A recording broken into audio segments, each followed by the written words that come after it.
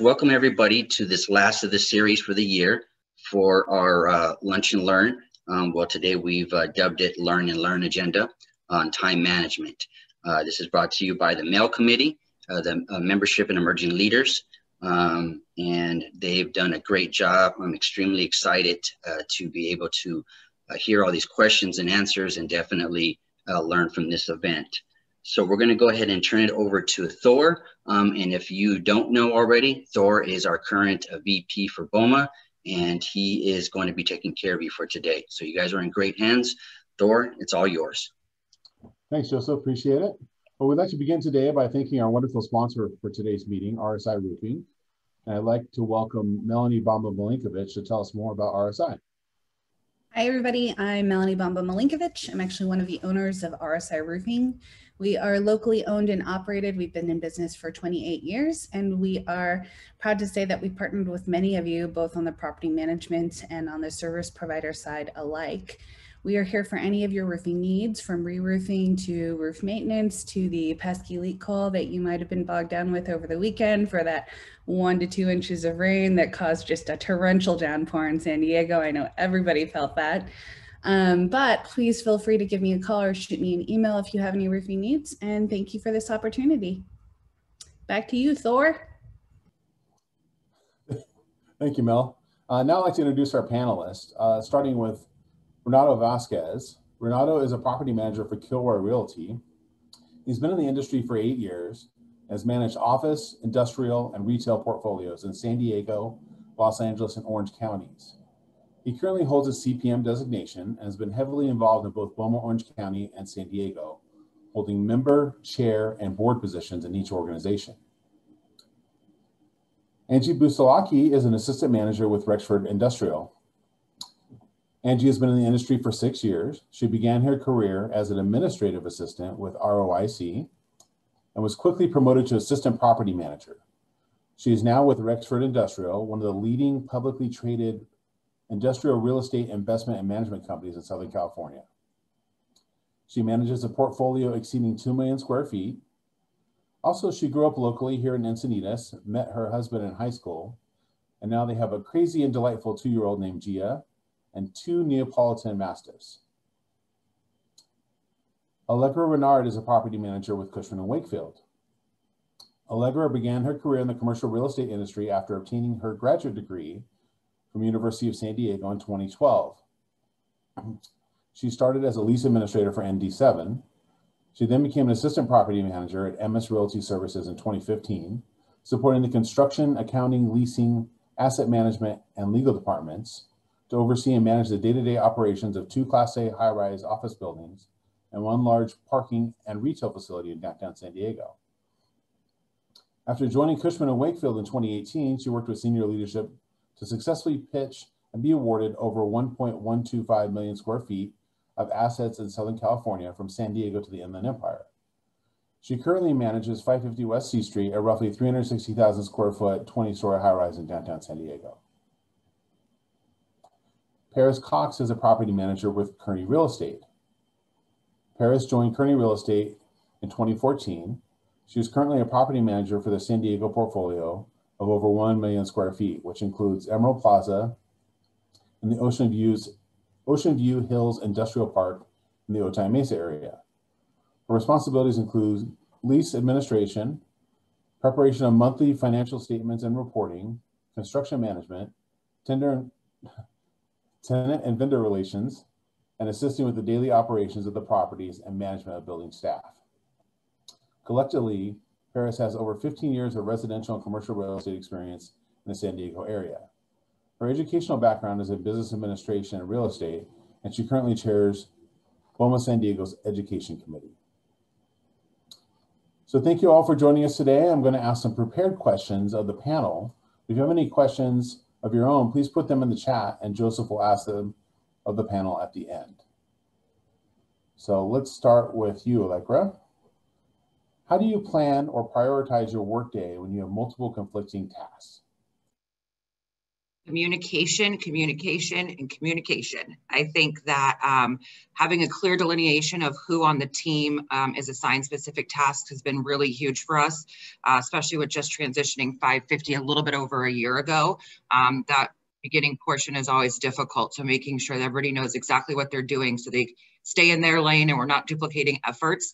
And then, you know, a big thing for third-party management that I've found that I've been struggling with, but I've gotten better with this year is we have a lot of corporate requests that come in from Cushman & Wakefield, again, especially now with COVID and wanting to understand our rent collection efforts and building occupancies and how we're preparing our building for reentry, along with those same requests that come from my asset management company, which is an institutional asset management company. So having to tell Cushman & Wakefield sometimes, who's technically my employer, they might not get it by their deadline because their client has a deadline that's more important.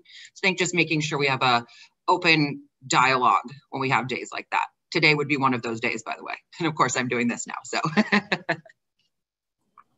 Thank you for that.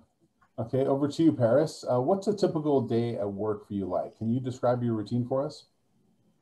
Certainly. A typical day, for me, it really starts with knowing what's on my schedule. So checking my calendar, looking what's ahead for my day, even for my week, because I'm sure, as some of you know, your calendar might start out wide open on Monday, and by Tuesday, you've got something going on every day. A big thing for us is checking in with all my building staff, my coworkers, and my boss for the day. Sometimes we discover what issues have come up overnight, what fires we may be putting out, and what concerns, you know, are most important for our investors, for our tenants, things that we need to address right away. Keeping a to-do list and checking that on a daily basis, so I know what my tasks are at any given time, specifically those that have deadlines. And then just starting to tackle those things. But as a lot of you can probably appreciate, as a property manager that's on site at a property, even those of you that are off site, you get a lot of walk-ins and you get a lot of distractions and a lot of interruptions. So you have to be able to juggle the people that you're not planning to see or deal with in a day with the stuff that's most important to get done. And I think that's just a typical property manager, you know, being able to switch gears, juggle a lot of different tasks at one time, but staying on task with what's most important. Great, thank you. Renato, how do you manage unreasonable tenant or owner demands? Perfect. First, let me start by saying I'm sure none of us deal with unreasonable tenants or owners in our jobs every day. But if we were to, I think doubling up on what Allegra said, it's communication is key. When you do have those unreasonable tenants or owners, I try to make sure to keep the promises that I can guarantee. And usually what I can guarantee as a manager is that communication. In a lot of those situations, you know, I start off by telling a tenant, one of the key things I like to tell them is I may not be able to give you the answer that you want to hear, but I will give you an answer. And I think that goes a long way by showing them that what you can control, you kept that promise. Secondarily, I also think setting realistic expectations for the tenants or the owners is very helpful as well. Giving them a time frame on when you're going to give them an answer, trying to stick to that time frame. And if you're coming up on that deadline that you set for yourself, again, just continuing that communication and letting them know, I'm going to need an extra week, I'm going to need an extra couple of days, just so they understand that you're not just blowing them off, but that you're still working on it. And I think with that, it is always key to, you know, under promise, over deliver. Always try to give yourself an extra couple of days to be able to manage those timeframes. And then the third thing is that it's okay to tell a tenant or an owner that you don't know the answer right away. I think sometimes the misconception is that us as managers are supposed to have all of the answers and that we're supposed to know everything right there and then. And I found that that's not always the case. Sometimes it is okay to say, I don't know the answer, but let me get back to you. It saved me a lot of headaches from giving a tenant or an owner an incorrect answer just because I wanted to do it right there and then. where, hey, maybe it's half an hour, maybe it's an hour that you research your information and then get back to it. And then last and not least, after you do all of those things, there will be situations where you still, that owner or that tenant still is not accepting your answer. And when it comes to that, I say document everything.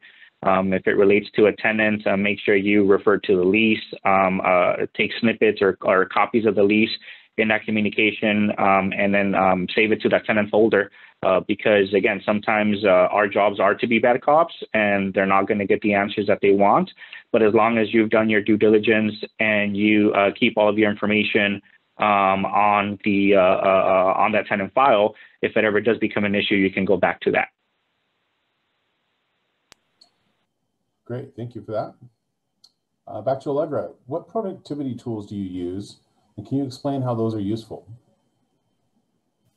Yes, so we use a really great online platform. It's called Asana. I kind of view it as the property management's version of a work order system, similar to like an Angus or a Building Engines. Quite a few property managers within Cushman actually use it. It's great. It's a simple website. It's free for up to 10 people. So owners love that when they don't have to pay for something. And it's really great. I feel like it's helped reduce our email traffic that we get. So if we have a proposal that our building engineer sends us, for example, we have to replace a really large transformer in our building, he can email that to me. I can drop the proposal in as an attachment and assign that task to my property administrator for her to draft the contract, and then she can make updates right in that. So contract went out, contract was received, the date that I sent the contract to asset management for final review and execution, the day it was sent back to the vendor, the day that the vendor is scheduled to be here. So that's been a really big help for us. So I'm not constantly pinging them and following up via email. I can log in every morning and see exactly what's on everybody's to-do list. Also has a really nice calendar. So like our monthly reports are due on the 10th. So it's a reminder on the 7th to send me everything for final review and approval. Also what I really like, what we did this year, because we transitioned the building and we didn't have it from prior management, we created a move-in checklist. So who's responsible for making sure the tenants get keys for the mailboxes? Who's responsible for ordering signage? Who's responsible for updating the lease. So it's a really great tool for us to use where we can all go in and take one task and divide and conquer really easily, and everybody knows exactly what they're to do and when. And it's definitely alleviated us missing items, even if it's just a simple contract that went out to the vendor, and no offense vendors, but sometimes we have to follow up with you a lot to get them back so we can get the work done. So it's an easy way for us to say, we sent it to you on date X, we're still missing it, can you get back to us? And the team really, really likes that. Afterwards, I'm happy to shoot over the website to the committee. If you guys want to share that with anybody who's interested in taking a look at it and see if it would work for you or your teams, I'm happy to provide that information. Great, thank you, Allegra. That's Michelle Ignacio dropped it in the group chat. So if you guys want to check it out, it's in there already. And then we definitely don't want to leave Angie out. Can you just discuss a time when a coworker or child COVID interfered with your day by talking too much or interrupting you? And how do you handle that situation? Yeah, so I'm still working from home. So I have a 2-year-old, and we all know their attention span is, literally 3 minutes. Then they're on to the next thing. So she's constantly interrupting me all day. She runs over to me for attention while I'm either on a Zoom call or working on a report that's due that same day. You can't expect your child to sit in the corner with a pile of crayons, coloring book, or an iPad for hours while you're working. So I found it helpful to create some sort of a structured schedule during my work hours. And this has actually helped her keep busy. The most important that I did was I created some kind of, certain rules for her. For example, now if I have a call, I let her know that I have a meeting for work. And so she knows to go grab her iPad and, sit down quietly and watch YouTube Kids while I'm on that call. And that's been pretty successful. Before I answer phone calls, I tell her that someone's calling me from work and it's very important. And she now knows to go to her room and shut the door and play quietly. And, she knows she's going to get a prize after the call is complete.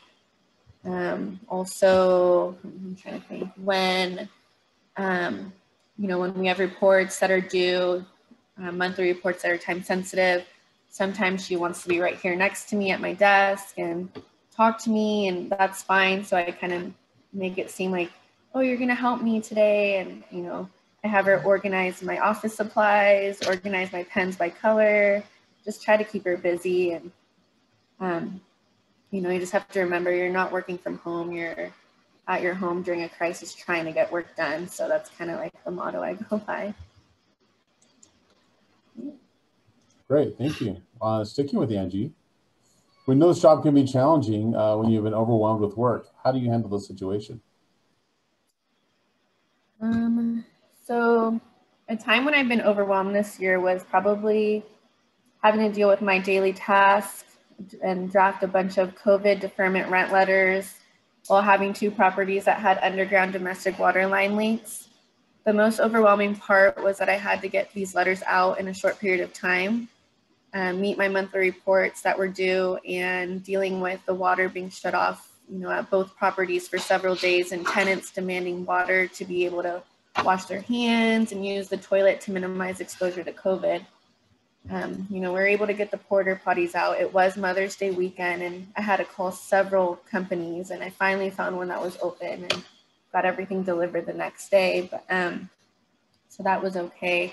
And then after that, what helped me not feel so overwhelmed was to manage my time, prioritize, and ask my vendors for help. I knew this wasn't going to be a one-day thing.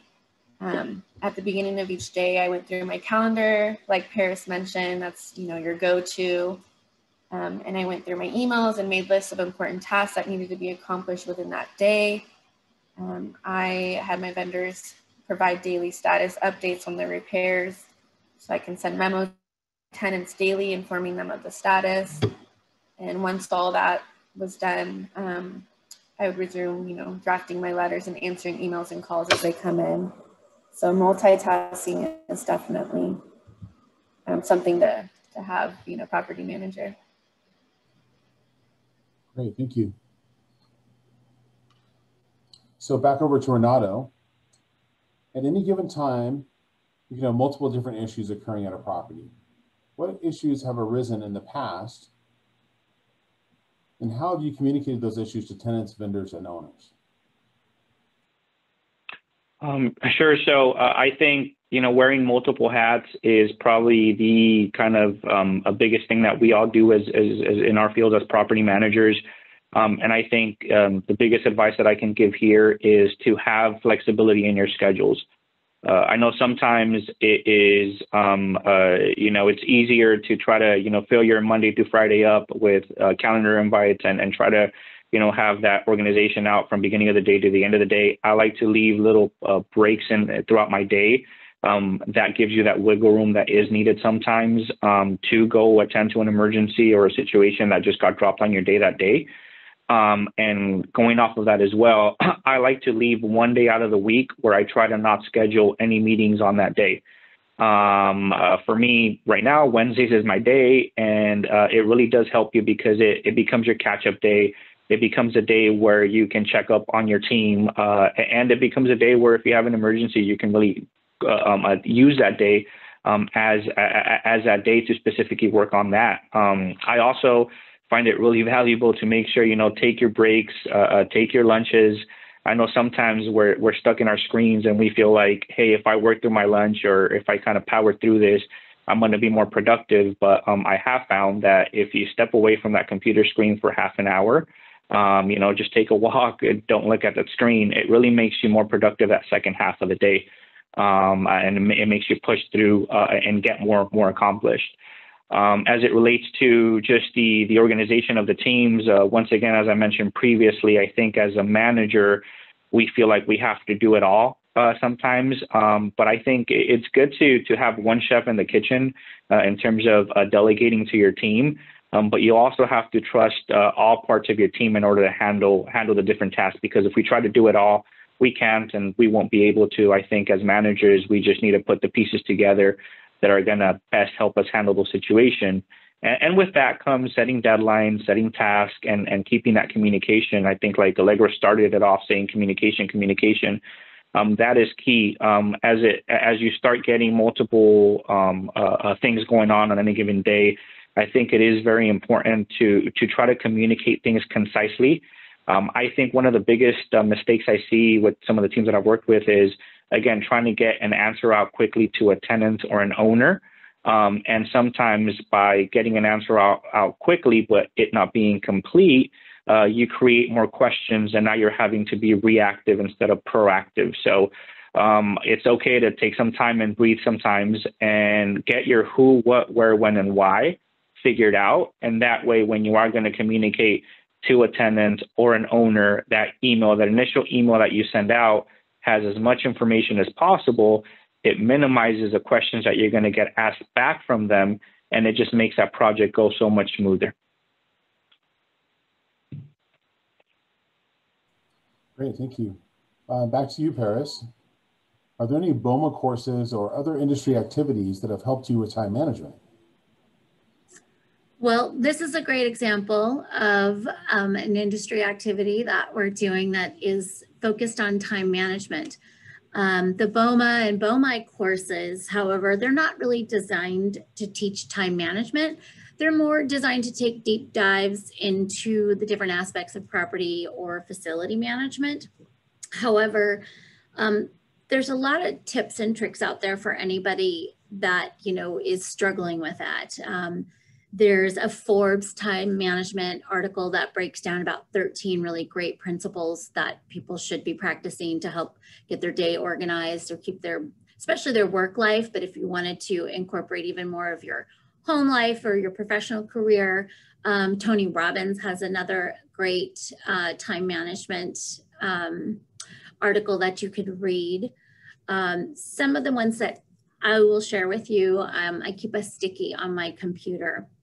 And it says, eat the biggest frog first. And if you haven't heard this quote, it's by Mark Twain, and it's, if your job is to eat a frog, it's best to do it first thing in the morning. And if it's your job to eat 2 frogs, it's best to eat the biggest one first.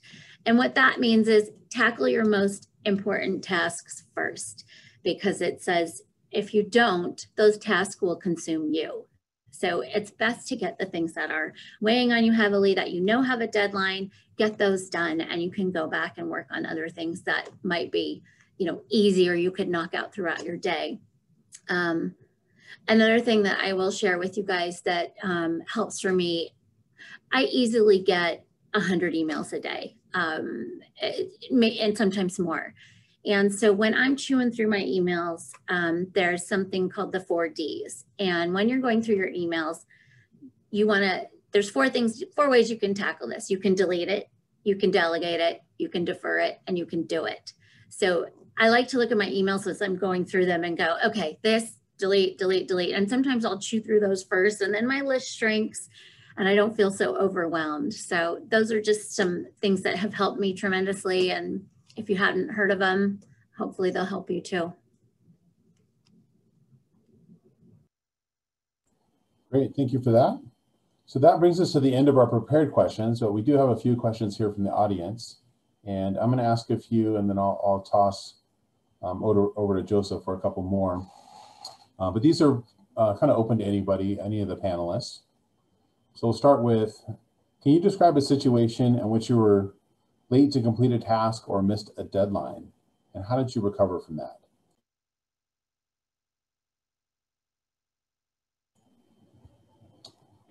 Does anybody ever want to admit that you actually missed the deadline in front of all of these people? I think it does happen. Every once in a while, something will fall through the cracks, like Paris was saying. I have 272 unread emails right now. And so sometimes something gets sent and it will fall through the cracks. And I think when you make a mistake, you got to own it. Don't do it again, hopefully. But I always tell my team, if you do something incorrectly, or maybe you handled a situation in a way that I might not have, as long as you have the best interest of the asset, the tenants, the client, and your employer, there's no error or mistake that can't be fixed.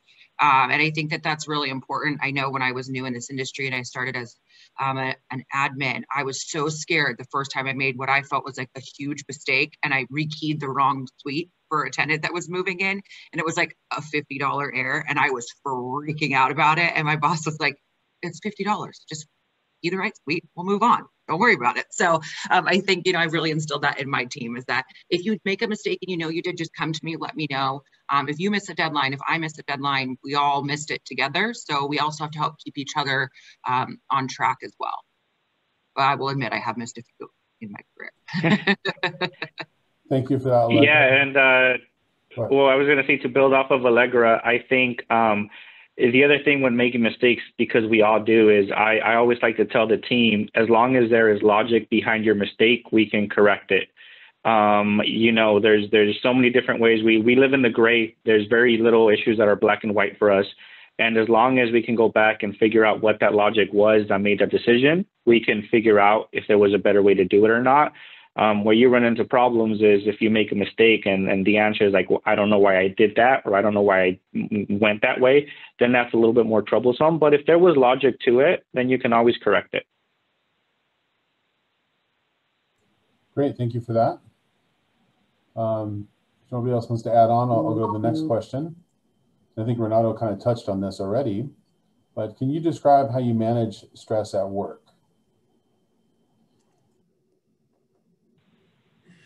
I'll jump in on this one. I'm sure we can all appreciate stress. I have a fantastic team, and I hope all of you guys too. Humor is a big one for us. When we can just take a break and laugh at ourselves and support each other in what we're going on, because you can cry about it or you can laugh about it. It's a big stress reliever. And a big thing, like Renato had said, was just walking away sometimes, taking a walk, going to get coffee, go grab your lunch, just back out of it for a minute. You can really kind of regroup, get that peace of mind again, and come back with maybe a more fresh head to handle the situation, because our jobs can be really stressful.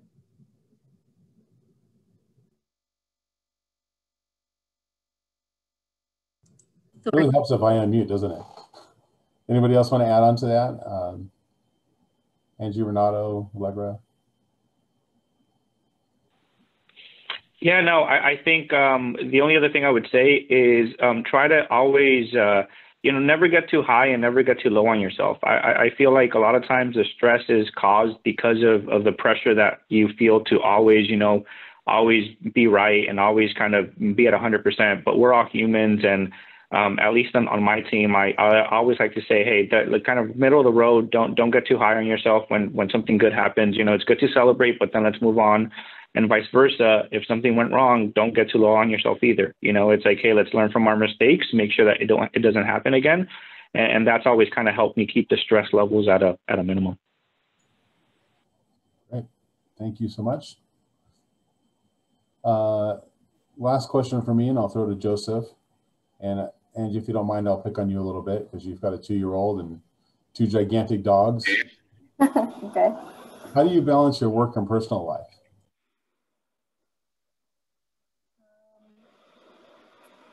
Very What personal life? I'm just kidding. So I kind of have to, I turn off my computer. Like, I still get my emails on my phone, but 5 to 8 is just focus on my kid and my husband, especially. So, and then I just get back on after. I mean, this is like a 24-hour job for me, especially right now with this whole COVID and dealing with, tenants that aren't paying rent and stuff. I think the more years you're in it, the more you're able to kind of balance it out.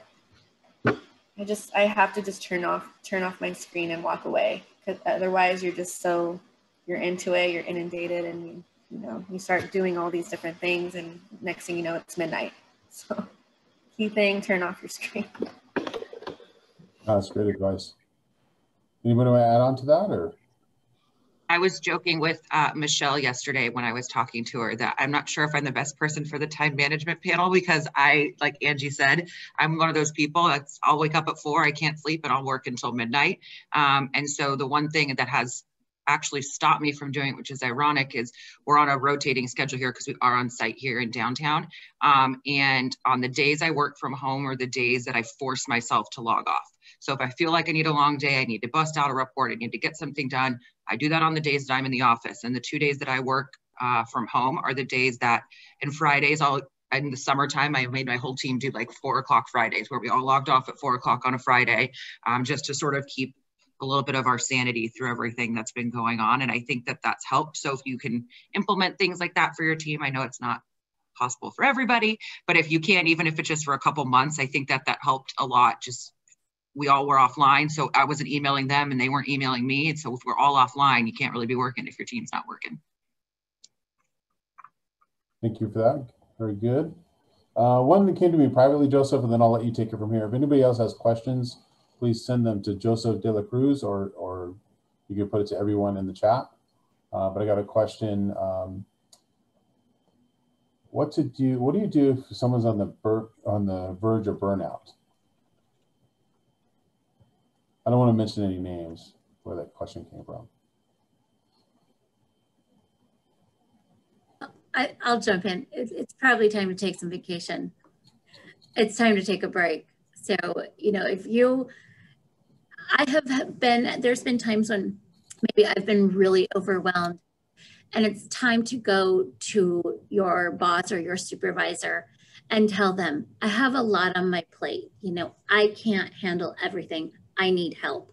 And it's okay to do that. You know, like we said, we're human. We have limits, you know, we get stressed, we have personal lives that we're juggling. And so being able to be honest with your boss about what you need in order to get your job done is key, but also knowing that if you have vacation, take it, step away and unplug. I'm really lucky because I have a boss, and when I go on vacation, she's pretty adamant that I should not check my emails and nobody should bother me unless it's just an absolute emergency. And that's a nice gift, because it, like you all know, it's hard to completely unplug, and if you're not stressing about what you're going to come back to, you're stressing about what's happening right now. And, you know, you might know something that nobody else knows, but you do have to unplug. And for me, that's been key to not burn out. So. Thank you. Fantastic. I'm going to throw to Joseph now. I know he's got a couple of questions he's sitting on as well. Okay. Thanks for that. Those are very good questions. Excuse me. I have one that I've been looking at, and I really want to ask this question because I want to know the answer. So someone asked, how would you manage a coworker who asks so many questions that you can't get any work done? And please, somebody answer that, because I've got some of those and I need help with that one. So who can take that one? I'll take that one. I think we've all had those people in our careers.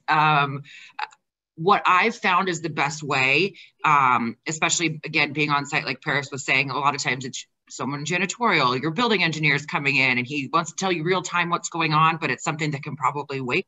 So what I generally do is in team meetings, I have everybody come with their list of things that they know they're going to be working on that week, and a list of questions. And when you have my undivided attention for an hour or an hour and a half, and I'll give you all of the answers that you need. Obviously, if there's an emergency, please tell me. But I think that just kind of managing that a little bit is really helpful by making everybody come prepared with a list of questions, so they aren't constantly just popping in your office. Then they leave for 20 minutes and they pop back in. And then I also have, this sounds really bad, but I kind of have a rule with my team, unless it's an emergency, if my door is closed, I'm probably working on a report or the budget, or I'm on the call with my asset management or ownership, and I do not want to be disturbed. And so I think that's helped too. And it's just setting boundaries, you know, as you're building your team and you add more people, or I've transitioned a lot of assets with Cushman over the last 3 years.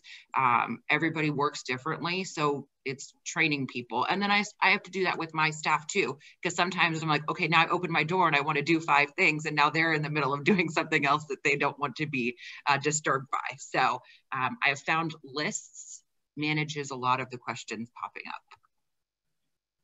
I like that answer. Thank you very much. I really like that answer. Okay, we're going to ask one more last question, and then we're going to go ahead and turn it over to our sponsor, RSI. So this is a great one as well, too. Can you tell me about a time your boss gave you too much work and how did you handle the situation? Who wants to take that one? Anyone? So my boss is shaking her finger, so I don't know if that means I'm supposed to answer this or not, but again, sometimes that means that it's time for me to learn to delegate better.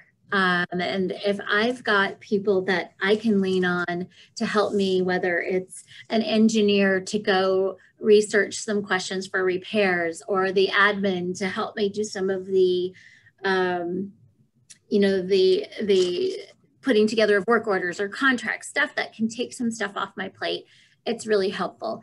But again, if somebody is piling so much on you that, you know, you're not able to get your work done within your 8-hour day, then it might be time to sit down with your boss and review what's on your plate and review what you have ahead of you and go, listen, I'm overwhelmed, but make your case. You know, you don't want to go in there and act like, oh yeah, see, I can't do all this stuff you just gave me. You want to show that you are capable, but at the same time, there are limits when it's just not possible to get things done. So just being honest about it and being able to talk to somebody and explain that you're overwhelmed.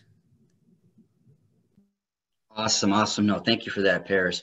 Well, I hope everyone enjoyed that, and thank you for the questions. I think those were very great questions and obviously awesome, awesome answers. I definitely learned something from that. So we're going to go ahead and pass it over now to our sponsor, Melanie from RSI. This is everybody's favorite part when we announce the winners of the Wheel of Fortune. So there are 4 prize winners today. We'll start out with our 4th place prize for $50 to probably Amazon or whatever's easy. Is everybody ready? You must also be present to win. So if you're not here, I actually deleted you from this wheel. Here we go. Madeline Fee. I saw her somewhere on here. You are the winner of $50. Next up for 3rd prize is a $75 gift card.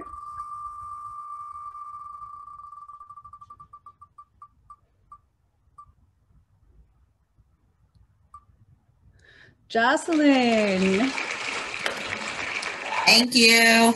Awesome. Next up is $100.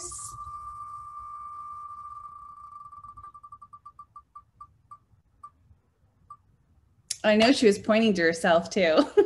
Congratulations, Sonia. Woohoo! And our 1st place prize for $150 goes to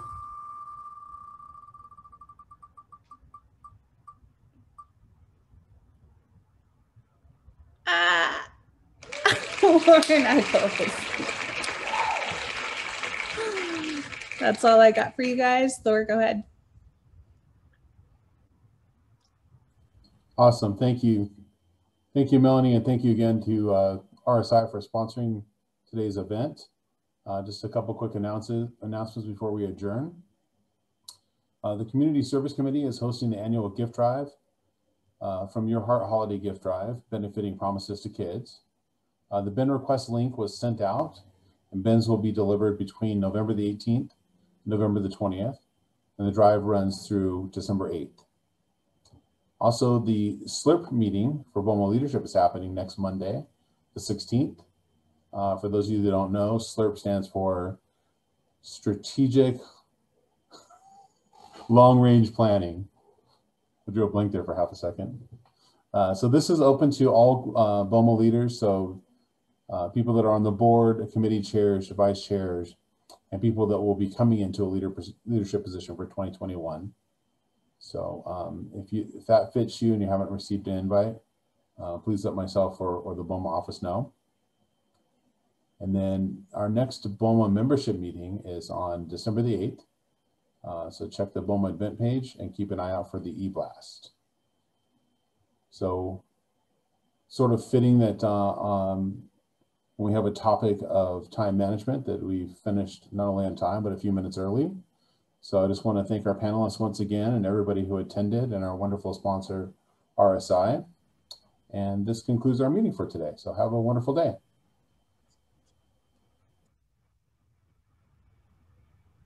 Thank you, Thor. Thanks, everybody. Thanks everyone for attending. Appreciate it. Great job, everyone. Bye, all.